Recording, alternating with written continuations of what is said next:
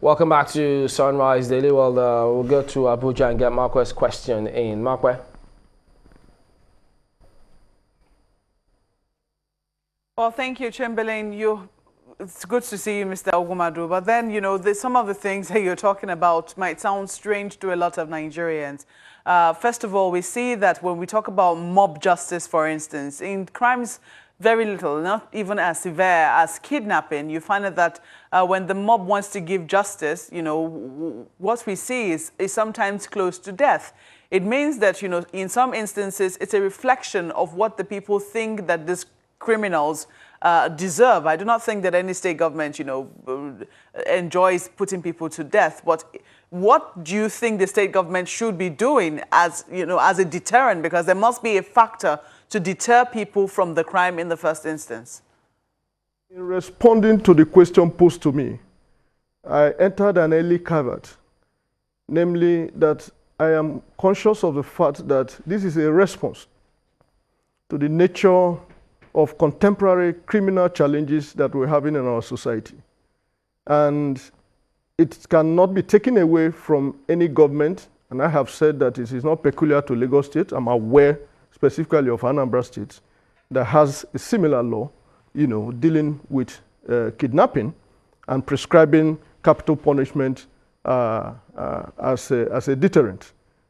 But the point I made is that statistics and research across the world has not supported the cardinal rationale behind the introduction or prescription of capital punishment for, certain categories of offenses. And does that factor Nigeria? Well, and that's where I really want us. Look, it's a very polarized debate, and there are so many who will say, "Please, let's start killing them first." But I've also asked the corresponding question. Yes, the legislation could be there, but you cannot take away the life of any Nigerian, even after judgment, except pursuant to the consent of the governor, who will sign, to the death warrant. And I've made the point that since 1999, up until this moment, it is only Comrade Adams Oshomole who had, on one occasion, assented to that. Now, is it desirable that we have such a law, at least to deal with this hydra-headed challenge? I'm aware of what happened in Imo State High Court just about 4 days, less than a week, in which a group of, a gang of criminals invaded the premises of the Imo State High Court and whisked away one of their own, who is a notorious, kidnapper, amongst other criminal qualifications that he has. So we're all aware of that. We're also aware that since the Nigerian state, mustered the necessary force and will to deal with the insurgencies and the Niger Delta crisis, many of them are taken to these soft targets by way of kidnapping. But the question is, will that cure the mischief that you set out to defeat? And I did ask, does that statistics take Nigeria into, or does it factor in Nigeria's own statistics? Because some of those states which you mentioned, the spate of kidnapping there is not as high as it used to be. Almost at that time, it was almost regularly in the news. Well, now that is yet to be seen.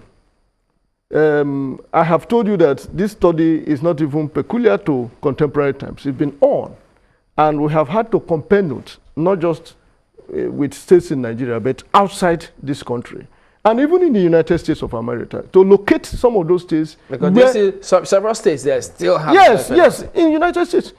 But of course, you will consider, in spite of all the facilities go and check those categories of crime, in respect of which capital punishment is prescribed in the states, in the United States, and check the ratio of those crimes even after the introductions of those capital punishment, they have not recorded a reduction. So what's the biggest challenge that this law will have for Lagos State, for instance? Do you see, for instance, say, if there is a political will to scale through when eventually the Lagos State government catches or arrests a kidnapper and the kidnapper has killed the person he abducted?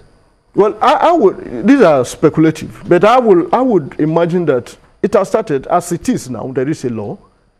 Once it has been assented to by the governor, it becomes a law and it becomes effective.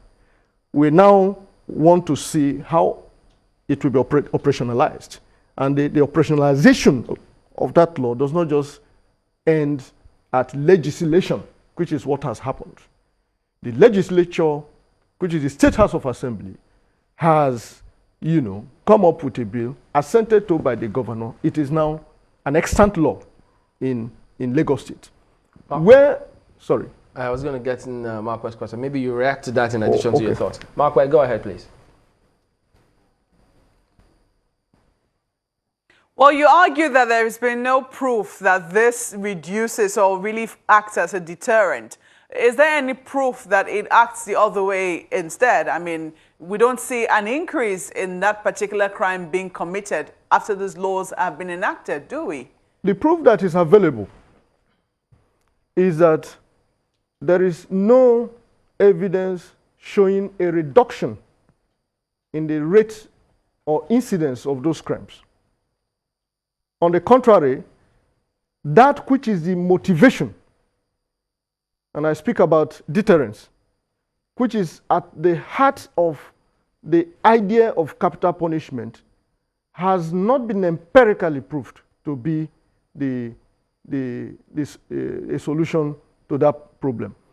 The argument we hold as a rights organization is that a state should manage to rise above the same challenge that they are accusing the perpetrators of those crimes by dealing with other conditions that give rise to those offenses in the first place. Why has Nigeria, Lagos State, no exception? In spite of what I have acknowledged to be their efforts, I'm aware of their empowerment programs, I'm aware of their deliberate policies to create jobs, in respect of which they've gathered about 700 something people only 2 days ago. I watched that. These are efforts. Why not concentrate heavily on that? Taking into account the fact also that at the end of the day, when the judiciary has taken a position by way of adjudication and conviction and sentencing, expressly prescribing that same capital punishment, you don't get a governor who assents to it. Which now, under the Constitution, Section 36, that right to life was not created by any of these people who is prescribing it to be taken. So it should be abolished. It should not be the main focus. The main focus is to redirect the energy of the state that has not just the coercive power, but the wherewithal to improve on the welfare of the citizens who are prone to these tendencies. We need to go, but who knows if they do vote, whether or not people want that capital punishment. If the people say yes, I wonder what the right. It doesn't detract from my views. Okay. Yeah, it doesn't detract from my views. Thank you for talking to us today. Malaki Ogumadu, legal practitioner and the president of Committee for the Defense of Human Rights. We'll be back in a moment and focus on another equally important matter. Join us again.